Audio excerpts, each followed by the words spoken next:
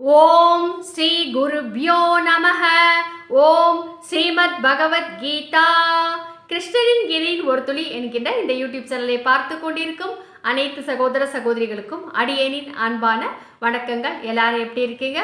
கிருஷ்ணருடைய கிருபையால் அடியேன் நலமுடன் இருக்கிறேன். நீங்கள் எல்லாரும் நல்லா இருப்பீங்க இல்லையா? பகவத்கீதையை கேட்கின்ற இந்த ஒவ்வொரு நாளும் உங்களுக்கு பிறந்த நாள் என்று நினைத்து கொள்ளுங்கள். ஒவ்வொரு நாளும் நீங்கள் உங்களுடைய கொண்டாட்டத்தை கொண்டாடி மகிழுங்கள் என்று உங்களை நான் சொல்லிக்கிறேன். இப்போ பகவத்கீதை நாம் தைவாசுர சம்பத் விபாக யோகம் 16வது அத்தியாயத்தில் சென்ற பதிவில் முதல் 2 ஸ்லோகங்களுடைய அர்த்தத்தை நம்ம விரிவாக பார்த்தோம் இல்லையா? இப்பொழுது 3வது ஸ்லோகம்ங்க. 3வது ஸ்லோகத்தில் பகவான் கிருஷ்ணர் என்ன சொல்றார் அப்படிங்கிறத நம்ம பார்ப்போம். அதுக்கு முன்னால் அடியேன் ஒரு விஷயத்தை சொல்லிக்கிறேன். அடியேன் ஒவ்வொரு பௌர்ணமியும் மதுரை பந்தடி 5வது தெருவில் உள்ள கிருஷ்ணர் கோவிலில் பகவத்கீதை உபன்யாசம் செய்து கொண்டிருக்கிறேன். பௌர்ணமி மாலை 6:40 முதல் 8 மணி வரைங்க. கொஞ்சம் தேதியில் மாற்றம் ஏற்பட்டால் அடியேன் இந்த யூடியூப்லேயே உங்களுக்கு ஷேர் பண்ணுவேன். அதனால் அடியனோட சேனலை சப்ஸ்கிரைப் செய்துக்கோங்க. லைவாக இந்த நீங்கள் வீட்டில் இருந்தபடியே இந்த உபன்யாசத்தை உங்களால் பார்க்க முடியும். ஆகவே அந்த உபன்யாசத்தை கேட்டு பயனடையும்படி கேட்டுக்கொள்கிறேன். பகவத்கீதை ஏன், எதற்காக, எப்படி என்கின்ற கண்ணோட்டத்தில் முற்றிலும் மாறுபட்ட விஷயங்களை அடியேன் பகவத்கீதை உபன்யாசத்தில் கூறிக்கொண்டிருக்கிறேன். ரொம்ப போர் அடிக்காதுங்க, நல்லாவே இன்ட்ரெஸ்டிங்காகவே இருக்கும். அதனால் கேளுங்க அப்படின்னு சொல்லிக்கிறேன். இப்போ 3வது ஸ்லோகத்தில் என்ன சொல்கிறாரு அப்படின்னா, பொலிவு பொறுமை உறுதி அப்படின்னு சொல்கிறாருங்க. பொலிவு அப்படின்னு சொன்ன உடனே இப்போ பொலிவுன்னா என்ன? நாம் நம்மளை ஆண்களாக இருந்தாலும் சரி பெண்களாக இருந்தாலும் சரி நல்ல பொலிவாக வச்சுக்கணும். இப்போ ஒரு குத்து விளக்கே இருக்குது. அந்த குத்து விளக்கு அப்படியே தூசியை படிய வச்சு அப்படியே ஒரு ஓரத்தில் வச்சா அது பார்க்குறதுக்கு நல்லா இருக்குமா? நல்லா இருக்காது இல்லையா? அதுவே நல்ல விளக்கி நல்லா அந்த மஞ்சள் குங்குமம் வச்சு 5 போகமும் தீபம் ஏற்றுனா அந்த குத்து விளக்கை பார்க்குறதுக்கு, திருவிளக்கை பார்க்குறதுக்கு எவ்வளோ அழகாக இருக்கும் இல்லையா? அதை போலத்தான் ஒவ்வொரு பெண்ணுங்க நல்ல பொழுதன்னைக்கு சரியாக குளிக்காமல் 12 மணிக்கு 1 மணிக்கு குளிக்கிறது, எல்லாம் சமையல் வேலை எல்லாம் முடிச்சுட்டு அப்படிலாம் பண்ணாதீங்க. காலையில் எழுந்திரிச்சு குளிச்சுட்டு சமைக்கிறதுக்கு பாருங்கள். அப்படி காலையில் எழுந்திரிச்சிட்டு குளிச்சுட்டு சமைச்சிட்டு சேலை கட்டி நல்லா குங்குமம் வச்சுட்டு பொட்டு வச்சு குங்குமம் வச்சு தலையை வாரிட்டு நெற்றி வகிட்டில் குங்குமம், கையில் வளையல், மோதிரம், அதற்கு பிறகு இந்த மெட்டி, கொலுசு, இது எல்லாம் ஒரு பெண்ணானவள் அணிந்து கொள்ள வேண்டும். கண்டிப்பாக அணிந்து கொள்ள வேண்டும். நைட்டியை அதை விட்டுட்டு தலையை அப்படியே வாரி முடிச்சுட்டு நைட்டியை போட்டுட்டு அப்படியே போய் சாமி கும்பிட்றது, எல்லாம் சாமிக்கு தெரியும் அப்படின்னா என்ன தெரியும் சாமிக்கு? நிறைய பேர் அப்படி தான் சொல்கிறாங்க. எல்லாம் சாமிக்கு தெரியும். என்ன தெரியும்? நீங்கள் சோம்பேறி அப்படிங்கிறது சாமிக்கு தெரியும், அவ்வளோதான். உங்களால் சேலை கட்டிக்க முடியலையா? ஒரு சுடிதார் போட்டுக்கோங்க. எவ்வளோ நேரம் ஆக போகுது சுடிதார் போடுறதுக்கு இல்லையா? சுடிதாரை போட்டுட்டு சாமி கும்பிடுங்க. அதுக்கு பிறகு உங்களுக்கு இந்த சுடிதார் கூட கம்ஃபர்டபுளாக இல்லைன்னா அதுக்கப்புறம் நீங்கள் நைட்டியை கூட போட்டுக்கோங்க. ஆனால் ஃபுல் டே நீங்கள் நைட்டிங்கிறதே அதுக்கு பேரே என்ன? நைட்டில் போடுறதுனால அதுக்கு நைட்டின்னு பேர். நீங்கள் நைட்டில் போடுற அந்த ஆடையை ஃபுல்லாக ஒரு டே ஃபுல்லாக போட்டுக்கிட்டு இருந்தால் அதில் என்ன ஒரு பொலிவு இருக்கும்? பகவத்கீதை சொல்லக்கூடிய அந்த ஒரு பெண்ணுக்கு உண்டான பொலிவு நைட்டி கண்டிப்பாக தராது. அப்படியே தான் ஒரு ஆணும் நல்லபடியாக தன்னை நல்ல டீசெண்டாக ட்ரெஸ் பண்ணிக்கணும். இப்படி இந்த பொலிவு என்பது கூறப்பட்டுள்ளது. பொறுமை, அது மட்டும் இல்லாமல் உள்ளத்தில் பொறுமையாக, ஒரு பெண்ணானவள் கண்டிப்பாக பொறுமையாக இருக்க வேண்டும். ஆணும் பொறுமையாக நடந்து கொள்ள வேண்டும். இருந்தாலும் பெண்ணிற்கு அதில் பங்கு அதிகம் அப்படின்னு தான் நான் சொல்வேன். நீங்கள் பெண்களான அதை எப்படி அப்படின்னு நீங்கள்லாம் பேசுவீங்க, பெண்களுக்கு மட்டும் ஏன் அதிகமாக பொறுமை அப்படின்னு. பெண் தான் ஒரு பொறுமை இருப்பதால் தான். ஏன் இருக்கணும்னா 10 மாதம் யார் சுமக்கிறா? ஆண்களாக பிள்ளைகளை சுமக்கிறாங்க? இல்லை. ஒரு பெண் தானே 10 மாதம் இந்த குழந்தையை சுமந்து அந்த குழந்தைக்கு பால் கொடுத்து அந்த அவ்வளோ நல்லா ஒரு பெண் தான் பார்த்துக்கணும். அதுக்காகத்தான் பொறுமை என்கின்ற விஷயம் ஒரு பெண்ணுக்கு கொஞ்சம் ஜாஸ்தியாக இருந்தால் கொண்டு தப்பு இல்லாமங்க. நம்ம இன்னும் குறைஞ்சு போயிட மாட்டோம், சரிங்களா? பொறுமை. உறுதி அப்படின்னா என்ன? தாரணா சக்தி அப்படின்னு கூறப்படுகிறது. எந்த ஒரு காரியம் செய்ய நல்ல காரியத்தை நம்ம செய்ய முனைந்தாலும் அதை உறுதியாக இதை செஞ்சு முடிக்கணும் அப்படிங்கிற ஒரு எண்ணத்தோடு நம்ம செய்யணும். புற தூய்மை அப்படிங்கும் பொழுது நம்ம புற தூய்மை அப்படின்னா நம்ம தினமும் கரெக்டாக குளிச்சுட்டு நல்ல கூழானாலும் குளித்து குடி இல்லையா, கந்தையானாலும் கசக்கி கட்டு. இது ரெண்டை தான் முதல்ல சொல்லியிருக்காங்க இல்லையா. இந்த ரெண்டு விஷயங்களையும் நாம் வந்து ஃபாலோ பண்ணணும். எவரிடமும் பகைமை பாராட்டமை, யாருக்கிட்டையும் வந்து இவர் என்ன இப்படி பேசிட்டாரு, இவரை அப்படி பண்ணிட்டாரு, அதனால் இவரை வீட்டுக்கு கூப்பிட மாட்டேன், இவர்கிட்ட பேச மாட்டேன், அதெல்லாம் சொல்லாதீங்க. யார் உங்களை என்ன சொன்னாலும் தொடச்சி எரிஞ்சிட்டு மறுபடியும் யாராக இருந்தாலும் அவர்களிடம் நீங்கள் சகஜமாக பேசி பழக வேண்டும். பகைமை பாராட்டக்கூடாது. ஆணாக இருந்தாலும் சரி, பெண்ணாக இருந்தாலும் சரி. தான் மதிக்கத்தக்கவன் என்று செருக்கு கொள்ளாமை, நான் தான் ரொம்ப பெரியவன் அப்படின்னு, எனக்கு தான் வந்து எல்லாம் கிடைக்கணும், மாலை மரியாதை எல்லாம் கிடைக்கணும் அப்படின்னு சொல்லுவாங்க இல்லையா. அப்படியெல்லாம் வந்து எனக்கு நான் மதிக்கத்தக்கவன் அப்படிங்கிற ஒரு எண்ணமே இருக்கக்கூடாது. இறைவனுக்கு கீழே நம்ம எல்லாம் ரொம்ப கீழே இருக்கோம் இல்லையா. இறைவன் மட்டும்தான் மதிக்கத்தக்கவர், போற்றத்தக்கவர் அப்படிங்கிற ஒரு எண்ணத்தை எண்ணம் உங்களுக்கு மனசுல வந்துருச்சுன்னா நாம வந்து இறைவனுக்கு சேவை செய்ய பிறந்திருக்கிறோம் அப்படிங்கிறது உங்களுக்கு புரிஞ்சிடும். இவை எல்லாம் அர்ஜுனா தெய்வீக சம்பத்துடன் பிறந்தவர்களுடைய இலக்கணம் ஆகும். இப்படியெல்லாம் நல்லபடியா இருக்கிறது தான் தெய்வீக சம்பத்துகள், புரிஞ்சுக்கோ அப்படின்னு சொல்லிட்டாரு. அதுக்கு பிறகு 4வது ஸ்லோகம். அர்ஜுனா டாம்பிகமும் பகட்டு ஆடம்பரம். டாம்பிகம்னா என்ன, பகட்டுக்கு ரொம்ப பணம் காசுகளை வந்து பகட்டுக்காக மட்டுமே செலவு செய்தல், ஆடம்பரத்திற்காக மட்டுமே அள்ளி அள்ளி செலவு செய்தல், அப்படி இருக்கிறதெல்லாம் கூடாது. இருமாப்பு அப்படின்னு இருமாப்புன்னா என்ன, ரொம்ப திமிரு, ஆணவம், அகம்பாவம். என்ன ஒரு ஈஸியாக உங்களுக்கு புரியணும்னா என்ன சொல்லணும் அப்படின்னா, ஒரு படத்தில் வந்து என்ன படம்னு எனக்கு தெரியலங்க, திரைப்படத்தில் பிரகாஷ்ராஜ் வந்து சொல்லுவார் அப்படி என்னன்னா, கல்யாண வீடாக இருந்தால் நான் தான் மாப்பிள்ளையாக இருக்கணும், இளவு வீடாக இருந்தால் நான் தான் பொணமாக இருக்கணும், மாலை மரியாதை எல்லாம் எனக்கு மட்டும்தான் கிடைக்கணும் அப்படின்னு ஒரு வசனம் சொல்லுவாங்க. அதுதான் வந்து இருமாப்பிற்கு உரிய 100% சரியான வார்த்தைகள் அப்படின்னு சொல்லலாங்க. அவ்வளோதான்.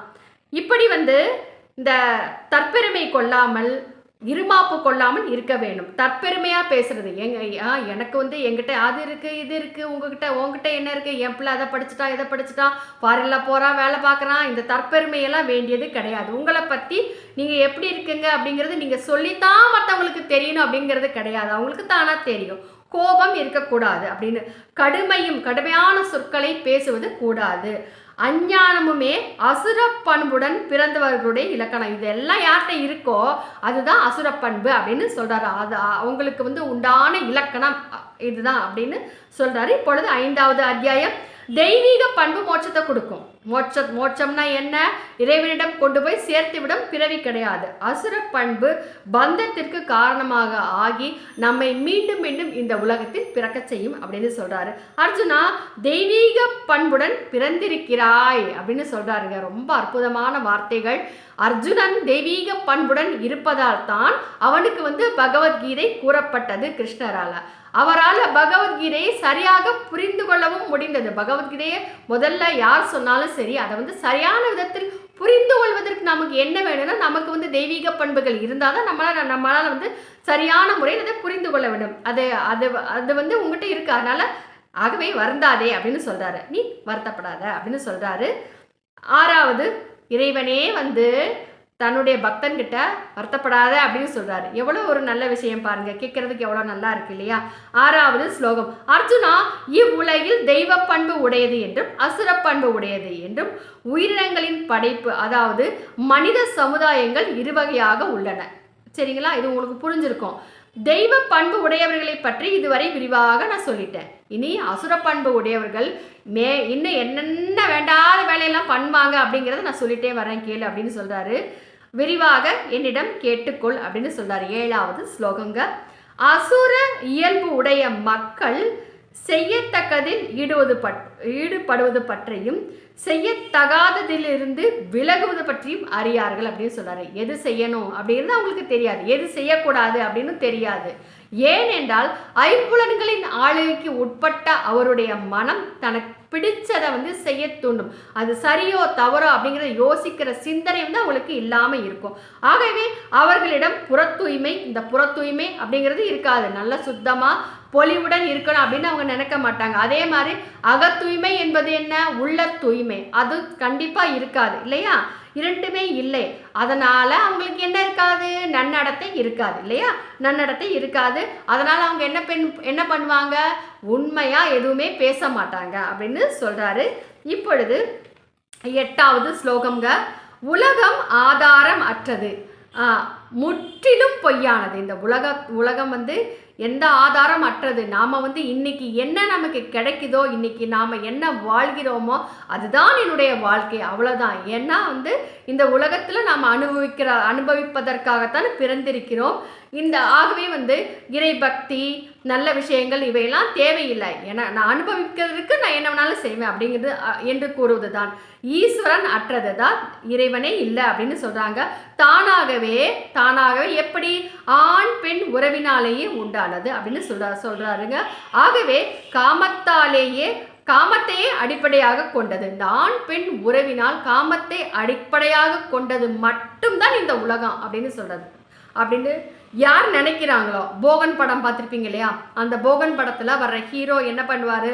அந்த திரைப்படத்தில் அவர் வந்து அனுபவிப்பதற்காக அந்த உலகத்தில் இருக்கிற எல்லா இன்பங்களும் எனக்கே அனுபவிக்க வேண்டும், இன்னைக்கு நான் வாழ்றது தான் வாழ்க்கை அப்படிங்கிற ஒரு எண்ணத்தினால தன்னுடைய தந்தையையே கூட வந்து கொல்வதற்கு துணிவார். அப்படிப்பட்ட ஒரு விஷயத்தை தான் வந்து மிகவும் மோசமான சிந்தனை என்று கூறப்படுகிறது. இது தவிர ஆகவே காமத்தையே அடிப்படையாக கொண்டது தான் அப்படின்னு நினைக்கிறாங்க யாரு? அசுர பண்பு உடையவர்கள். இது தவிர வேறு என்ன என்று அசுர குணம் படைத்தவர்கள் கூறுகிறார்கள். இதெல்லாம் தான் உண்மை. அசுர பண்பு உடையவர்கள் ஆண் பெண் உறவினால் ஆனது தான் இந்த உலகம். இது தவிர வேற என்ன அப்படின்னு அவங்க சொல்றாங்க அப்படின்னு சொல்றாரு. இப்போ வந்து 9வது ஸ்லோகம். இந்த தவறான கருத்துக்களை பற்றி கொண்டு எவர்களுடைய இயல்பு சீரழிந்து விட்டதோ, யார் வந்து தன்னுடைய இயல்பை தன்னுடைய நடத்தையை சீரழித்து கொண்டு விட்டார்களோ, எவர்களுடைய புத்தி இதனால வந்து அவங்களுக்கு புத்தி ஏதாவது வேலை செய்யுமா? சுத்தமாக வேலை செய்யாது, அவ்வளோதான். புத்தி மந்தமாகி விட்டதோ அவர்கள் அனைவரும் தீமைகளையே நினைப்பவர்கள். யார் வந்து இந்த தீமைகளை மட்டுமே நினைக்கிறார்கள், அடுத்தவனுடைய சொத்தை எப்படி புடுங்கிறது, அடுத்தவனுடைய இந்த செல்வத்தை எப்படி புடுங்கிறது, பெண்கள் அணிந்து செல்லக்கூடிய இந்த தாலி செயினை திருடுறாங்க இல்லையா, இந்த சங்கிலியா, இந்த தங்க திருட்டு, செயின் பறிப்பு, இதெல்லாம் வந்து எப்படி செய்கிறது அப்படிங்கிறது தான் அவங்களுக்கு வந்து அவங்களுடைய எண்ணத்தில் தோன்றும். கொடுமையான செயல்களை புரிகின்றவர்களோ, இப்படிப்பட்ட கொடுமையான செயல்களை யார் செய்கிறாங்களோ அவர்கள் உலக நாசத்திற்காகவே முனைகிறார்கள் அப்படின்னு ரொம்ப அழகாக சொல்கிறாரு. அதற்கு பிறகு 10வது ஸ்லோகம்ங்க. ஆடம்பரம், தற்பெருமை, மதம்னா என்ன? திமிரு இவற்றுடன் கூடியவர்களாக யார் வந்து ரொம்ப ஆடம்பரமா தற்பெருமையா ரொம்ப வந்து திமிரோட இருக்காங்களோ அவங்க எவ்வகையிலும் பூர்த்தி செய்ய முடியாத நிறைவேறாத ஆசையை பற்றி அவங்களுக்கு வந்து என்னதான் செல்வம் இருந்தாலும் சரி, இன்னும் வேணும் அப்படிங்கிற ஆசை தான் அவங்க கிட்ட வந்து மேலோங்கி இருக்கும். அதனால வந்து மனதளவில் அவர்கள் பிச்சைக்காரர்களாகத்தான் இருப்பார்கள். பெரிய மாளிகையில் வாழ்ந்தாலும் மனசுல வந்து எனக்கு இது போதாது அப்படிங்கிற ஒரு எண்ணம் இருந்தால் அவங்க பிச்சைக்காரங்க தாங்க, இல்லையா? ஏன்னா அவங்க மனசு வந்து அமைதி அடையலை. இந்த பொண்ணை பொறுத்து அந்த செல்வத்தை பெற்றுக்கொண்டதின் பேரில் அவர்கள் வந்து ஒரு திருப்தி நிலையை அவங்க அடையலை அப்படின்னு சொல்லலாம் இல்லையா? அதனால் அவங்க ரொம்ப மோசமானவங்க அப்படின்னு சொல்றாரு. அஞ்ஞானத்தினால் பொய்யான கருத்துக்களை ஏற்றுக்கொண்டு அவர்கள் வந்து அவர்களுக்கு உள்ள அஞ்ஞானத்தினால பல பொய்யான கருத்துக்களை எல்லாம் சொல்லி இதுதான் உண்மை அப்படின்னு சொல்றது. தூய்மையற்ற செயல்களையே மேற்கொண்டு உலகியலில் நடந்து கொள்கிறார்கள். தூய்மையே இல்லாத விஷயங்களை எல்லாம் செய்து கொண்டு அவர்கள் இருக்கிறார்கள். தூய்மை இல்லைன்னா ஆலயத்துக்கு செல்லாமல் ஆலயத்திற்கு வந்து ஏதாவது ஒரு ஆலயம் கட்டுவது ஒருத்தவங்க இருந்தாங்கங்க. கோயில் கட்டுறதா சொல்லிட்டு ஊர் மக்கள்கிட்ட எல்லாம் போய் வந்து வசூல் பண்ணிட்டு வந்துட்டு அந்த பணத்தை வச்சு அவங்க வீடு கட்டிட்டாங்க. அதனால என்ன பாவம் நடந்தது தெரியுமா? அவங்களுக்கு பிறந்த குழந்தை ஊமையாக பிறந்ததுங்க. இது வந்து உண்மையாக வந்து அடியேன் வந்து பார்த்த ஒரு விஷயம். வாயார பொய் சொல்லி இறைவனுக்கு கோயில் கட்டுவதாக சொல்லி வசூல் செய்து பணத்தை பெற்றுக்கொண்டு வந்து அவங்க வீடு கட்டிட்டாங்க. அவங்களுக்கு பிறந்த குழந்தை ஊமை. இதைத்தான் வந்து செய்யக்கூடாத விஷயங்கள் அப்படின்னு சொல்றாங்க. மரண காலம் வரை தொடர்கின்ற கவலைகளை பற்றி கொண்டு இதனால அவங்களுக்கு நிம்மதி இல்லையா, போதும் என்கின்ற மனம் இல்லைன்னாலே சாகும் வரைக்கும் கூட அவங்களுக்கு திருப்தியே இருக்காது. இல்லையே இல்லையே எனக்கு இது இல்லையா அது இல்லையா அப்படிங்கிற எண்ணத்தோடையே அவங்க இருப்பாங்க. போகங்களை அனுபவிப்பதையே நாட்டமாக கொண்டவர்களாகவும் கடைசி நிமிஷத்துல கூட அந்த ஆசையோடவே இறந்து போவாங்க. அப்படி இருப்பவர்கள் சுகமெல்லாம் இவ்வளவுதானா என்று தீர்மானம் செய்து கொண்டவர்களாகவும் இருக்கிறார்கள். இந்த உலோக சுகம் மட்டும்தான் உண்மையான சுகம் அப்படின்னு தீர்மானம் செய்து கொண்டவர்களாக இருக்கிறார்கள் அப்படின்னு சொல்றாருங்க. இப்பொழுது அடுத்த 12வது ஸ்லோகத்தில் நாம் அடுத்த பதிவில் நாம் பார்ப்போம். தொடர்ந்து பகவத்கீதையை கேட்டுக்கொண்டு வாருங்கள் சகோதர சகோதரிகளே. பகவத்கீதை என்பது நீங்கள் நினைக்கிறீங்க நீங்கள் கேட்குறீங்க அப்படின்னு கிடையவே கிடையாது. இறைவனுடைய அருள் இருந்தால் மட்டுமே பகவத்கீதையை நம்மால் கேட்க முடியும். அந்த அருளை நீங்கள் அனைவருமே பெற்று மகிழ்ந்து வாழ்க்கையில் உயர வேண்டும் என்று உங்கள் அனைவருக்காகவும் அடியேன் இறைவனிடம் பிரார்த்தனை செய்து கொண்டு அடுத்த பதிவில் நாம் மீண்டும் சந்திப்போம் என்று கூறி விடை பெறும் இவள் தமிழ்நாடு மதுரையில் மதுரை கல்லூரி அருகே ஜீவசமாதி அடைந்துள்ள ஸ்ரீ சிவானந்த சரஸ்வதி சுவாமிகளின் பேத்தி ரஜுலா விஜயராகவன். நன்றி.